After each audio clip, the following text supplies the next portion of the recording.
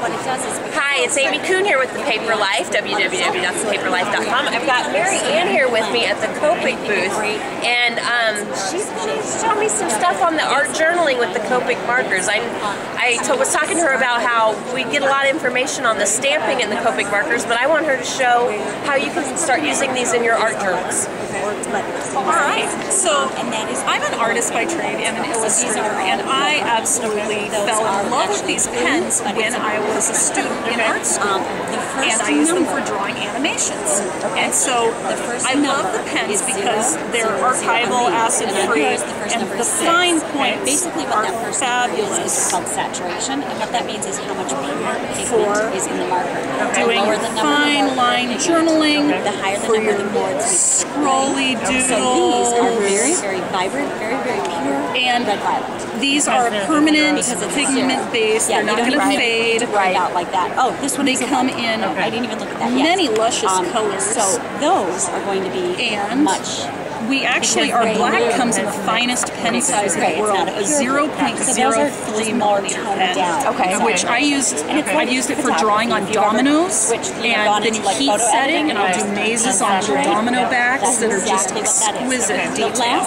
So let me ask you, because this is what I'm getting a lot of questions The lower the number, the lighter the shade. You're going through and outlining all these. Now, if I come in with my sketch marker and go over these, it doesn't bleed. It does not bleed the line. That's where people are having problems. They're just buying a regular pen and then it's bleeding out the exactly. And that's why you have to start with something that's drawn with the right ink. Exactly. You need a pigment-based, waterproof ink that doesn't have oil in it. The Copic pens will work. Now, should I heat set that ink? Should I take my... No, or does it depends not matter? on the surface. On an absorbent surface, like your sketchbook journaling paper or anything like that, you're fine. On a non-absorbent surface, like dominoes, it's going to need to be heat set. These are permanent on fabrics if you heat set them, so they're a great multimedia pen. And like I say, they come in a range of sizes. And like if I'm going over gesso and things like that, still it's not going to do the bleeding if I come back in with my sketch. Yeah, if you're going over the gesso, be very careful that you're not gouging your pen tip into it. Yes, so that would clog the tip. But otherwise, the inking pens are a great way to start. Then you can come in with your sketch markers. And what I love about these is you can get into those tiniest little spaces and the ink just flows. You want to make sure that you saturate it to get a nice smooth. This tip is incredible. Because if I just go you're back not and forth going like to destroy it. You can see streaks. So by coloring in small circles and just kind of going back and forth, make these lovely shapes. And it's blended. And you can tell by flipping it over, it is supposed to go. You can get into those tiny little areas. So I start with my first color. You can. Then I'm going to take my middle color. And I'm going to flick in my like a brush shadows.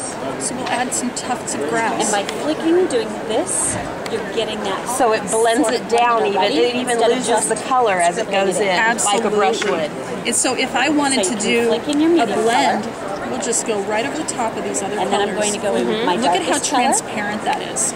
Flick in some more, and so you can see flicking I got a in little that light color. over here. If I want that color to blend into, and then I'm going to go back say and that blend, peach that I started with. Right. I go backward. I always blend from dark to light. So when they're coming together, you're getting the transparency. And look, those are colors that shouldn't blend together. Yeah, it should not up in and a medium, and it looks really neat. And then I can go in for my journaling and see. I'm just the lighter marker chomping down right on that tip, and it's not in this case damaging my tip at all. My dark and my medium.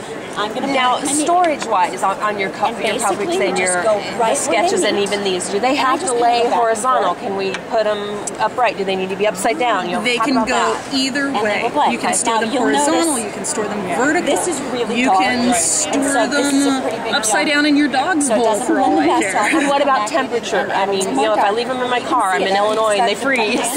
You know, they're alcohol-based. I wonder if that would even affect them. You know, it's interesting. I've been using these markers for 10 years. Not just using the markers, but I've had the same marker for 10 years. Okay. So they're all refillable with replaceable tips. So I've had the same exact marker They will not dry out just sitting there, no matter what temperature. We had a lady who left one out in the snow over a winter. Her kids left it in her backyard in Toronto. She found it the next spring and it worked great. So they're a good investment too. People need to realize that these are a long-term tool to have in their arsenal. And these actually I did with We want this forever. I found it, like I say, I found these when I was in college, and I am still using the same pens I got in college. And I never worry. I've hardly ever replaced the tips on my markers. And you see how abusive I am. Yes. Now the beauty of these is they're also alcohol-based. They work on anything. Really dark. You want to color on plastic? We can color on plastic. And that'll dry and I won't be able to wipe it off. Yep, someone else colored on this, you cannot wipe it off. I can do that. You can. These are permanent on fabrics. They work on metal. Is that going to be dark enough to show up? Oh my goodness, yes. But yeah, it takes a lot of cool. So instead of doing that, once it dries, such a big jump, not really. Unless you would use your blender pen, right? Or these are alcohol-based, so hand sanitizer. Hand sanitizer would take it off. Oh. Now some of the darker colors, because it is non-absorbent, some of the darker colors will get kind of gummy on top. Seal it. Seal it. That's what I was going to say. If I wanted to keep it like that, I would just spray over it with something. Like that lovely blingy necklace you're wearing. You want it to be a. You want it to be a sapphire? Yeah. Oh my goodness, her diamond ring. This is great. Like if I'm traveling and I don't want to bring. So now it looks just like a sapphire now. Wow. It does. That is so cool. That's the amazing thing. Leather, fabrics, metal, glass, plastic, anything. These are the best. This is great. And we do you have to be careful about going over paints, colored pencil, things that it might reactivate and clog the tip. Okay. But if that's going to be a concern, then you need to airbrush. And to airbrush, we'll have to do that. Okay. And we may go over and do that because the airbrush is amazing. I have a friend that has that. So yeah, I just want everybody at home to know, this art journaling is just getting so huge, and these are a great way to go as far as not having to smear what you put on, and as far as Marion was showing you how tough they are. When you're going over art journal stuff, you have all kinds of textures that you're coloring over, and these can withstand that to color on. So yeah, we'll catch you back over there, and we'll do a little demonstration for you on the airbrushing techniques that you can use this too. But thank you, Marianne. This is Copic. Thank you so much.